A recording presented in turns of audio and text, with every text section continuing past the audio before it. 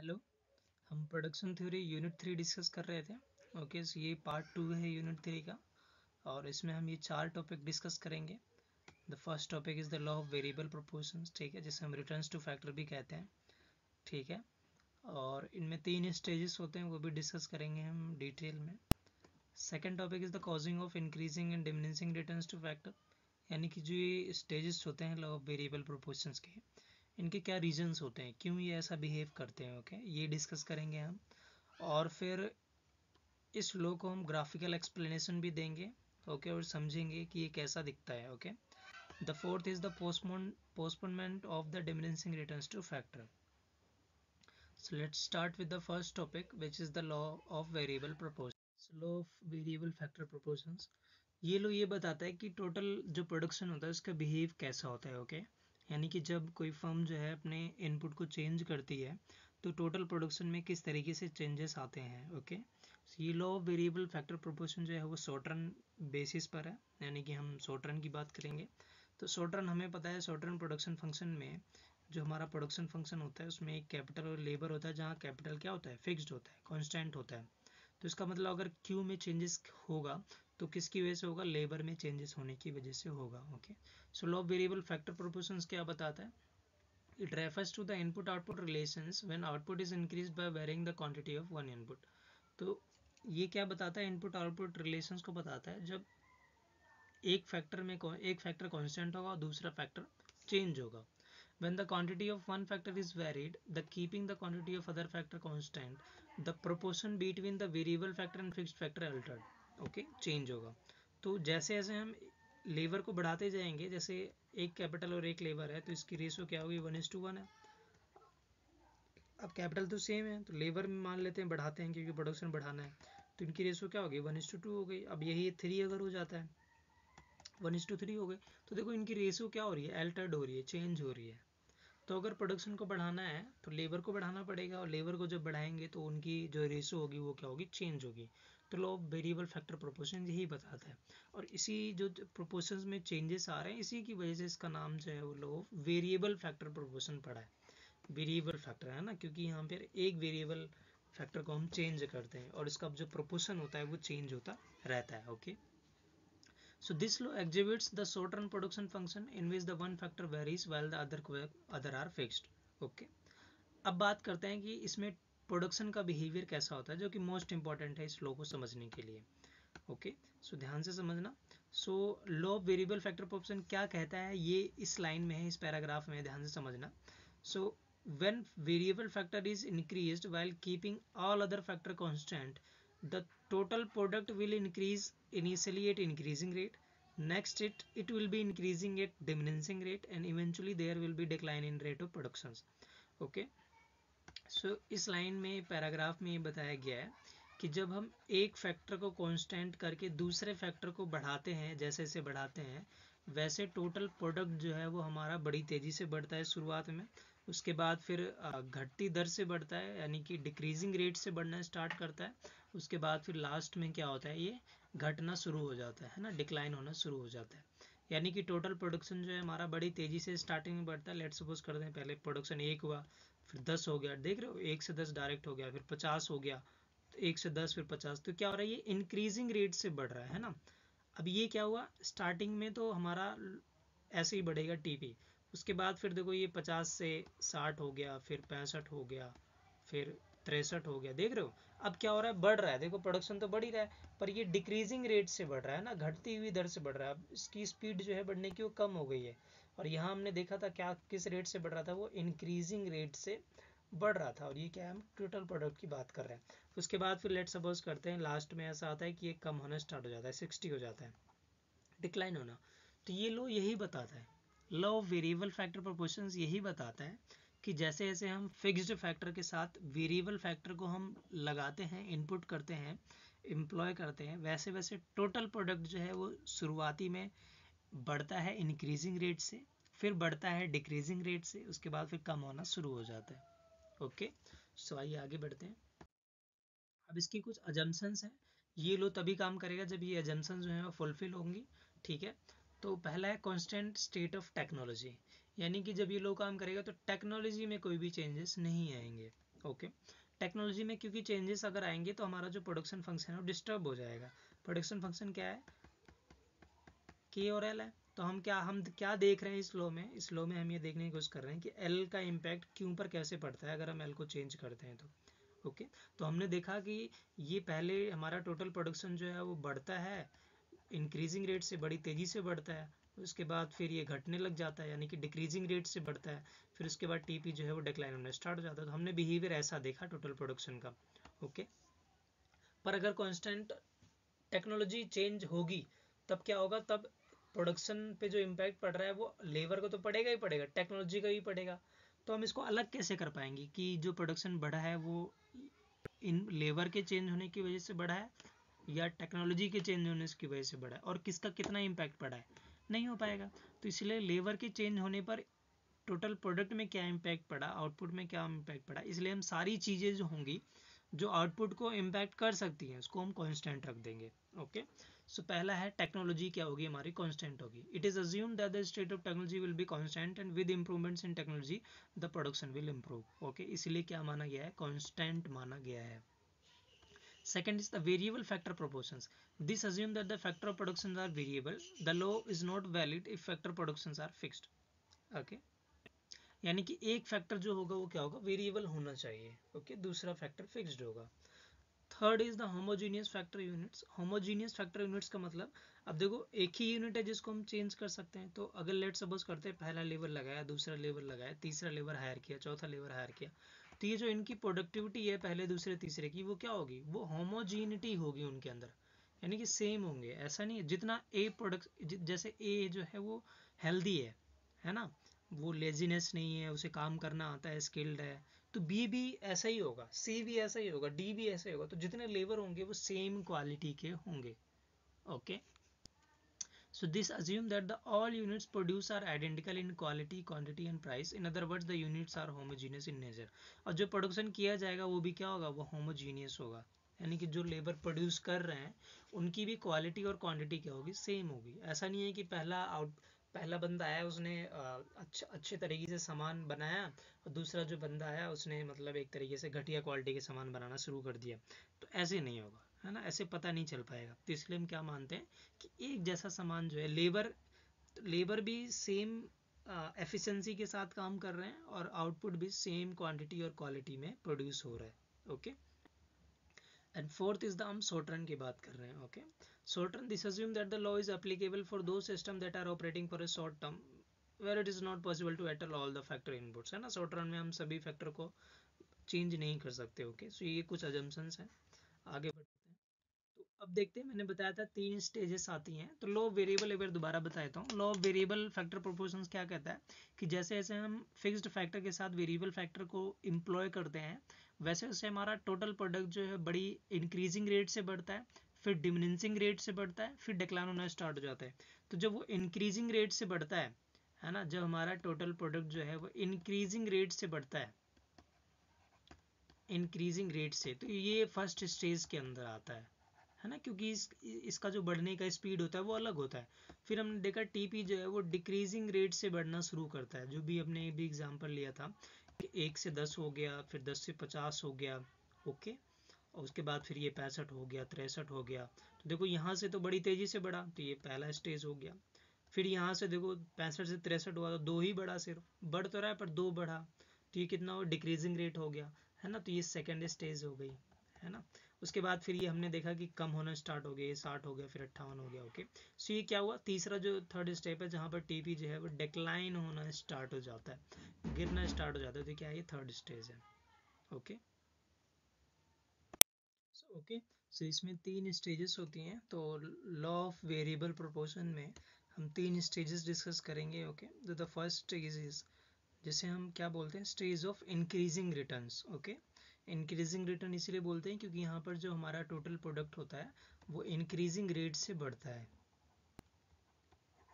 Increasing rate है ना, जो इसकी बढ़ने की रेट होती है वो क्या होती है, इंक्रीजिंग रेट होती है। इसीलिए हम इसको क्या बोलते हैं, इंक्रीजिंग रिटर्न्स टू फैक्टर या increasing returns. In this stage the total product increases at a increasing rate. This happens because the efficiency of the fixed factor increases with the addition of the variable inputs to the product. Okay, and the second जो stage होती है वो होती है जिसे हम क्या बोलते हैं, stage of diminishing returns. Diminishing का मतलब होता है डिक्रीजिंग, कम होना। ओके, तो सेकंड स्टेज में क्या होता है कि हमारा टोटल प्रोडक्ट बढ़ता है, पर किस रेट से बढ़ता है, डिमिनिशिंग रेट से बढ़ता है ना, डिमिनिशिंग बोल दो या डिक्रीजिंग रेट से। So in this stage the total product increases at a diminishing rate until it reaches the maximum point. Okay, तो देखो यहाँ पर जैसे मैंने एग्जांपल लिया था 1, पहले प्रोडक्ट हमारा 1 हुआ, 1 यूनिट हुई, फिर 10 यूनिट हो गया, फिर 50 हो गया, ठीक है, उसके बाद फिर 65 हो गया, फिर क्या हो गया, ये कम होना स्टार्ट हो गया, फिर ये 60 हो गया और 58 हो गया। तो 62 से क्या हो रहा है, कम हो रहा है। तो देखो मैक्सिमम प्रोडक्शन कितना हुआ है, मैक्सिमम प्रोडक्शन जो है, सॉरी, यस, तो हमारा जो मैक्सिमम प्रोडक्शन है, मैक्सिमम प्रोडक्शन है वो कितना है, 65 है ना, 1, 10, 50, 62, फिर 65। तो मैक्सिमम प्रोडक्शन हमारा क्या है, 65 है। उसके बाद 65 से कम होना स्टार्ट हो गया, 62, 60 और 58। तो ये जब तक मैक्सिमम प्रोडक्शन, यानी कि देखो इसमें क्या बताया जा रहा है, इसमें बताया जा रहा है कि total product increases at diminishing rate until it reaches the maximum point. तो ये कब तक खत्म होता है, जब तक मैक्सिमम पॉइंट अटेंड ना कर ले टोटल प्रोडक्शन, ठीक है। And the marginal and average product are positive but diminishing gradually, ठीक है, इसके बारे में डिटेल में डिस्कस करेंगे आगे स्लाइड में। एंड द थर्ड स्टेज जिसे हम बोलते हैं negative returns. Okay, in this stage the total product declines and the marginal product becomes negative.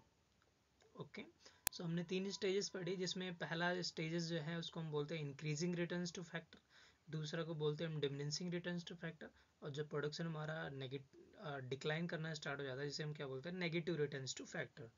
Okay, so आगे बढ़ते हैं। अब अगर ग्राफिकल रिप्रेजेंटेशन में देखें, टेबल में देखें, तो देखो हमें पता है एमपी कैसे निकलता है, टीपी, ये सब हमने देख लिया। एमपी कैसे निकलता है, एमपी जो है वो टीपी एन -1, ठीक है, और एपी कैसे निकलता है, टीपी अपॉन में लेबर, है ना, लेबर की कितने यूनिट यूज हो रही है। तो ये ग्राफ है जिसमें टीपी देखो, हम टीपी देखो क्या हो रहा है, बढ़ रहा है बढ़ रहा है, 52 तक मैक्सिमम बढ़ रहा है, उसके बाद फिर डिक्लाइन होना स्टार्ट हो गया। और मार्जिनल प्रोडक्ट देखो, मार्जिनल प्रोडक्ट मतलब क्या होगा कि एक एडिशनल यूनिट ऑफ लेबर लगा रहे हैं, तो वो एडिशनल यूनिट लेबर जो है कितना प्रोड्यूस करके दे रहा है। सो पहला यूनिट जो है वो 10 प्रोड्यूस करके दे रहा है, दूसरा लेबर जो है वो 20 दे रहा है, तीसरा 15 दे रहा है, चौथा 7 दे रहा है, पांचवा लेबर जो हमने हायर किया वो एक भी प्रोड्यूस करके नहीं दे रहा। ओके, और फिर इसके अकॉर्डिंग हम एपी निकालेंगे। इसको अगर हम ग्राफिकल में रिप्रेजेंट करेंगे तो कुछ ऐसा दिखेगा कर्व। ओके, ये कुछ ऐसा दिखेगा कर्व, जहाँ पर ये देखो दो कर्व बनाए हमने, एमपी और टीपी को अलग अलग डिस्क्राइब किया है। तो ये क्या है, ये एक्स एक्सिस पर हमने लेबर यूनिट्स ली हैं और वाई एक्सिस पर टोटल प्रोडक्शन लिया है। ओके, सो ये जो कर्व बन रहा है वो क्या बन रहा है, टीपी बन रहा है। ओके, अब देखो टीपी जो है स्टार्टिंग में, देखो टीपी के 3 स्टेजेस है, पहला है इंक्रीजिंग रिटर्न्स, दूसरा है डिक्रीजिंग रिटर्न्स और तीसरा है नेगेटिव रिटर्न्स। ओके, यानी कि पहला stage, second stage and third stage. Okay, इसको अगर मैं और बढ़ाऊँ तो देखो पहले स्टेज में क्या हो रहा है, जो टीपी है बड़ी तेजी से बढ़ रहा है।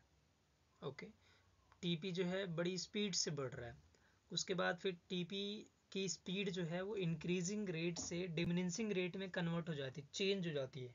तो जिस पॉइंट पे वो चेंज होती है इनकी स्पीड, उसको हम क्या बोलते हैं, point of inflection, turning point जिसको बोलते हैं। ओके, जहाँ पर टोटल प्रोडक्शन की जो स्पीड है या बढ़ने की जो रेट है, इंक्रीजिंग रेट है, वो चेंज हो जाती है। यहाँ पॉइंट ऑफ इन्फ्लेक्शन के पहले टोटल प्रोडक्शन जो है वो इंक्रीजिंग रेट से बढ़ रहा था, और पॉइंट ऑफ इन्फ्लेक्शन के बाद हमारा जो टीपी होगा वो डिमिनिशिंग रेट यानी कि डिक्रीजिंग रेट से बढ़ेगा।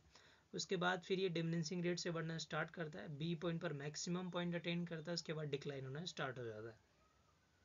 अब देखो एमपी का बिहेवियर कैसा होता है, टीपी से ही हमने एमपी ड्राइव किया, तो एमपी पहले 10-20 तक बढ़ा, यानी कि 0 से एम तक बढ़ा, उसके बाद फिर कम होना स्टार्ट हो गया 0, तो ये कम होना स्टार्ट हो गया 0, उसके बाद फिर ये नेगेटिव हो गया -4। ओके, सो पहले स्टेज में एमपी जो है वो बढ़ता है। देखो अब यहाँ पर लॉ ऑफ वेरिएबल प्रोपोर्शन को दो तरीके से डिफाइन किया जा सकता है, एक तो टोटल टीपी को ध्यान में रखते हुए, एक एमपी को भी ध्यान में रखते हुए। टीपी को ध्यान में रखते हुए हमने डेफिनेशन बनाई जिसमें हमने बताया कि total law of variable proportion ये कहता है कि जैसे जैसे हम फिक्स्ड फैक्टर के साथ वेरिएबल फैक्टर को एम्प्लॉय करते हैं, वैसे वैसे हमारा टीपी जो है वो इंक्रीज होता है इंक्रीजिंग रेट से, फिर इंक्रीज होता है डिक्रीजिंग रेट से, उसके बाद फिर डिक्लाइन होना स्टार्ट हो जाता है। अब हम इसको ऐसे भी बोल सकते हैं कि लॉ ऑफ वेरिएबल प्रोपोर्शन ये कहता है कि जैसे जैसे हम अगर लेबर की यूनिट्स को बढ़ाते हैं वैसे वैसे स्टार्टिंग में एमपी जो है वो बढ़ता है, फिर उसके बाद एमपी जो है वो घटना स्टार्ट कर देता है, उसके बाद एमपी जो है वो क्या होता है नेगेटिव हो जाता है। अब ये जो पहला स्टेज है ना, जहाँ पर एमपी बढ़ रहा है उसको हम क्या बोलते हैं इंक्रीजिंग रिटर्न्स बोलते हैं ना, जो भी हमने लास्ट स्लाइड में पहले पढ़ा फर्स्ट स्टेज। सेकेंड स्टेज जो है उसको हम क्या बोलते हैं डिमिनिशिंग रिटर्न्स, और थर्ड को हम नेगेटिव रिटर्न्स बोलते हैं कि जहाँ पर एमपी जो है नेगेटिव हो जाता है। और हमने देखा था कि टीपी और एमपी में रिलेशन होता है कि देखो एमपी जब मैक्सिमम पॉइंट पर है, अब एमपी मैक्सिमम पॉइंट पर कब है,